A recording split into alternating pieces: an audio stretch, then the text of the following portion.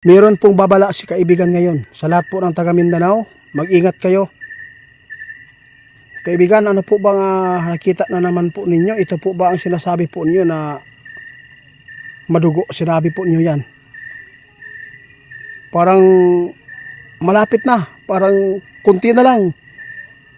Grabe kaibigan, hindi na natin po, no, mapipigilan po kung ano po talaga ang mga tao ngayon. Nandito tayo guys para po iparating natin sa inyo. Lalo na po yung taga Mindanao ngayon. Alam po ninyo kung anong tensyon po ang nagaganap po doon sa Maguindanao. Mag-ingat po tayong lahat. Sana po ay walang inusinting madadamay kung mag-aaway man kayo dahil po sa posisyon ninyo. Oo, kayo lang. Huwag po nyo idamay yung mga tao na nakapaligid sa inyo na wala pong kaalaman sa inyong pinag-aawayan kung ano man po ang inyong gustong mangyayari. Mayroon pang problema yung Mindanao tapos nagdagdag pa kayo. Grabe naman to. Kaibigan, meron po akong itatanong sa iyo kasi meron po tayong mga subscriber nagpatanong taga Surigao po dito at saka doon sa Cotabato. Dagantag sa subscriber diyan sa Cotabato o dire sa Surigao. Ito po ang kanyang tanong. Kasi meron pong tensyon ba ng mga kamusliman doon sa Maguindanao ay tungkol po ito sa kanilang ipinaglaban o pinag-aawayan po. Meron silang hindi maganda pagkaunawaan. Natakot po yung taga doon. Baka po ay ito po ba yung sinasabi ninyo na mag-umpisa po yung gulo. Ano po ba talaga ito kaibigan? Parang nakikita po ng iba ay ito po yung binabanggit po ninyo.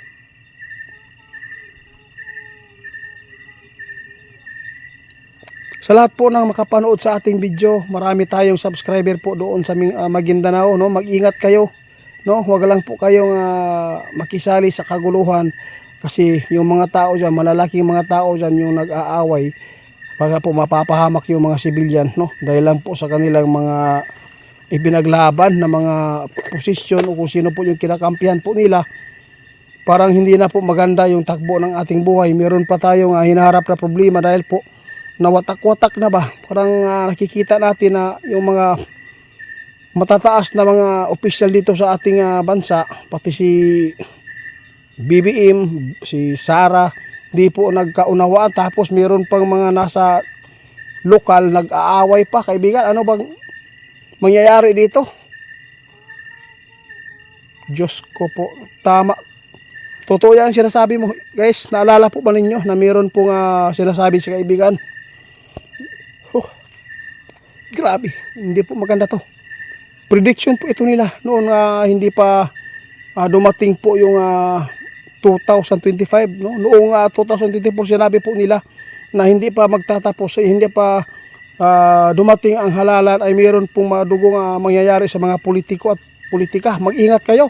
Hindi, baka ito na po ang sinasabi ng ating kaibigan. Nagresulta na. Grabe, ngayon ko lang naalala ulit kaibigan nung sinabi mo ngayon. Ano po ba ang nakikita po nyo ngayon po? Kung totoo po ba itong mayroon pong mga buhay na naman po yung mawawala dito guys, kasi mayroon na po mga plano po na yung mga tao ngayon na hindi maganda sa isa't isa.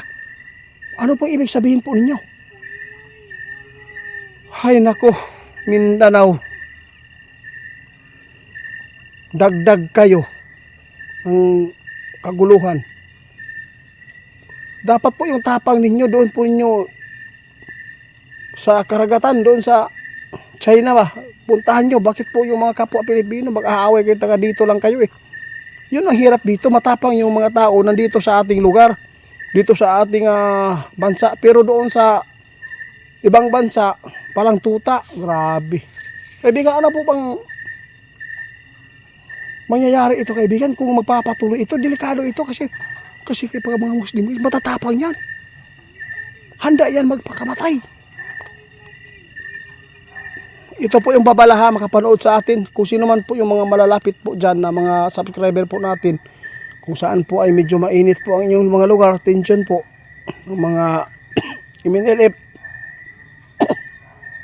baka po, no, mapapahamak kayo. Ano po pa talaga kaibigan, yung ipinapaabot mo noon, gusto kong balikan kasi sinasabi na po inyo, naalala ko yan, na hindi pa kaabot o kinilhalala dagan pang mga buhay na mamamatay. Sabi po ninyo yan. Nag-umpisa na nga. Tapos meron na namang nagsulputan niya problema ngayon. Tension po ng sus, Ginoo ko. Ano bang nangyayari dito sa mundo natin, guys? Oo nga, hindi na sila nagsasawa sa gulo. Siguro sa posisyon, sa kapangyarihan. Ito po yung sinasabi ng ating kaibigan, no? Magpapatayan yung mga tao dito sa atin dahil sa kapangyarihan na pinag-aagawan dahil po sa kanilang posisyon. Sige, walang problema yan. Malaki naman po yung lupa dito, kaibigan. Kung tutuusin, walang problema, no? Malaki ang lupa na pwede nga paglibingan sa kanila. Kaya wala na tayong pwede pang ipaabot sa kanila, kaibigan, kung yun po ang gusto nila. Oo. Huwag ka malungkot, kaibigan. Ganyan po talaga ang mga tao ngayon. Hindi na po sila mapipigilan. Ang importante dyan, nakapagpaabot ka ng magandang balita o magandang gagawin at magandang paghahanda kung ano man po ang mangyayari dito sa ating bansa. Yung mga tao lang na tunay na tao, hindi mga leon o tiger ba? So, kasi gusto po nila yung tao. Ang gusto nilang kunin. No? Buhay po ang gusto po nilang kunin. Para lang po ito sa lahat po ng mga taong inosente at mga masunurin sa Diyos. Ito po, pakinggan po yung ang sabi ng ating kaibigan ngayon. Kasi po, medyo mainit po ang takpo ng ating Mindanao. Hindi po maganda. Parang nag-unay-unay naman.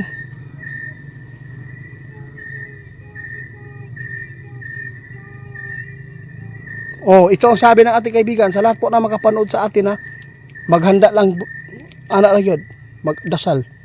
Mag-ingat kayo sa mga lugar kung saan po may tension po ngayon. Mag-ingat kayo. Hindi po natin alam kung ano po ang resulta po nito. Kasi mula nang hindi po nagkaayos po yung dalawang yung presidente natin at saka yung vice, lalo na ay si Duterte, nandun po sa ICC, tapos pinakialaman pa yung pira, mas lalo po itong gugulo. Kaya wala na tayong pwede pang ipaabot dito, kaibigan. Sa atin lang, ipapaabot lang po natin yung iba na mga tulad po ng kalamidad o ano man po ang magaganap pa ni tatay. Yun lang, i-update na lang po natin yan. Yung magpapatayan, pasagda na ito na, malaki po yung lupa yun lang. Huwag kang mag-alala yan. Kahit po inutusan kayo ng mga kasamahan po nyo, na mga hari po nyo doon, na yung mga tao binabantayan nyo para po ay hindi matulad sa inyo nung kayo ay nagkaganyan. Diba? Ganyan talaga ang buhay ng tao, kaibigan. Kaya dapat po bitawan mo na. Salamat po sa inyong laging pagsuporta sa akin. Yun lang ang importante. Paabot natin yung mga tao lang na mabuti. Yun lang po. Salamat po sa inyo, guys. Parang naguguluhan si kaibigan. Kahit po anong gawin po daw nila, wala po tayong magawa kasi yun po ang gusto nila. Buhay ng tao ang kapalit. Kaya malaki naman po yung lupa. Di pwede silang ilibing lang po doon. Kaya salamat, kaibigan,